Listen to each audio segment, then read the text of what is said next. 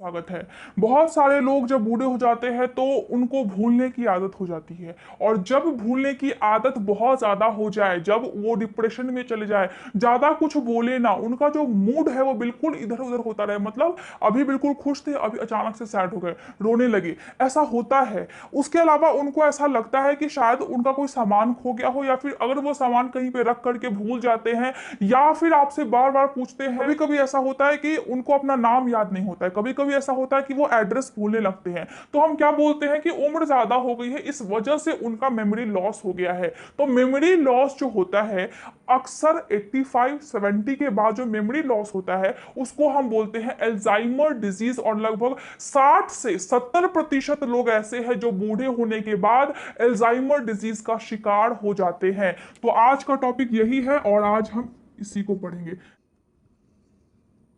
Alzheimer disease. ठीक है, तो आज के लेक्चर में हम यही डिस्कस करेंगे। इसमें मैंने आपको क्या बताया कि 60 से 70% लोग ऐसे हैं जिनका मेमोरी लॉस हो जाता है, मूड उनका स्विंग करते रहता है, मतलब अभी खुश थे, अभी रोने लगे, अभी उदास हो गए, अपना एड्रेस भूल जाते हैं, और ज्यादा अगर ये बढ़ जाए तो अपना नाम तक भूल जाते हैं, अपनी पत्नी को भूल जाएंगे, अपने आसपास के बच्चों को भूल जाएंगे, अपने किसी सामान को कहीं रख करके भूल जाएंगे, साथ ही अपना इतिहास भूल जाएंगे, पीछे वो क्या थे, किस कॉलेज से पढ़े, ये सभी चीजें वो भूल जाते हैं। कभी कभी उनको डेल्यूजन्स भी होते हैं। तो डेल्यूजन्स का मतलब क्या होता है? डेल्यूजन्स का मतलब होता है कि उनको लगता है कि उनका कोई सामान खो गया, लेकिन वास्तव में ऐसा नहीं होता है। तो ये सब लक्षण होते हैं अल्जाइमर डिजीज का मरीज जो होता है उनमें। लेकिन अब ये होता क्यों है? देखिए, जब आदमी का ज्यादा एज होने लगता है, जब आदमी बहुत ज्यादा शराब पीता है, जब आदमी अपना लाइफस्टाइल सही से नहीं जीता है जवानी में, तो बुढ़ापे में अल्जाइमर डिजीज का शिकार हो जाता है। अब बॉडी में हम ये मानते हैं कि एग्जैक्ट कारण हमने अभी तक नहीं खोजा है, लेकिन हम ये मानते हैं कि हमारा जो ब्रेन है उसमें दो प्रकार का, समझिए हमारा ब्रेन है, इसमें दो प्रकार का प्रोटीन होता है। पहला प्रोटीन क्या होता है? एमाइलोइड, एमाइलोइड प्रोटीन होता है। और दूसरा होता है टैंगल्स।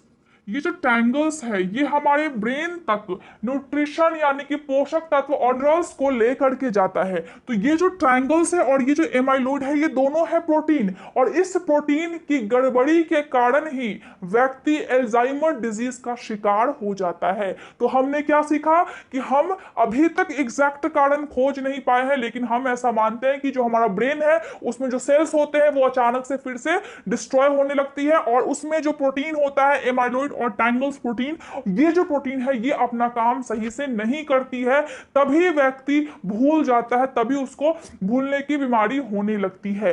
अब जब ऐसा होता है तो किस किस लोगों को ऐसा हो सकता है? जो महिलाएं होती है उनको ज्यादा ये होता है, जो व्यक्ति ज्यादा शराब पीते हैं उनको ज्यादा होने के चांसेस होते हैं, जो अपना अच्छे से लाइफस्टाइल नहीं जीते हैं, मतलब आपको फास्ट फूड खाना है, जंक फूड खाना है, आपने अपने स्वास्थ्य पर ध्यान नहीं दिया है, उस व्यक्ति को ये हो जाता है। आप किसी ऐसे जगह पे रह रहे हैं जहां पे आपका जो मानसिक स्थिति है वो बिल्कुल सही नहीं है, मतलब क्या है, वो अनुकूल नहीं है आपके बिहेवियर के हिसाब से, हमेशा आप टेंशन में होते हो, स्ट्रेस में होते हो, उसकी वजह से हो जाता है। कभी कभार आपको थायराइड ग्लैंड में जो कि यहां पे होता है लंबे समय से प्रॉब्लम है, और आप उसका इलाज करवा रहे हैं, फिर आपने छोड़ दिया इलाज करवाना, फिर आप करवा रहे हैं, फिर आपने छोड़ दिया, तो ये हमेशा डिस्टर्ब रही, जवानी में ये हमेशा ही काम सही से नहीं की, तो बुढ़ापे में जाकर के आपको कुछ ना कुछ तो होगा ही। अब एल्जाइमर डिजीज उसी का एक प्रकार है। हम मानते हैं कि जो एल्जाइमर डिजीज है उसको हम बोलते हैं भूलने की बीमारी। अब ये डिमेंशिया का एक प्रकार है, डिमेंशिया।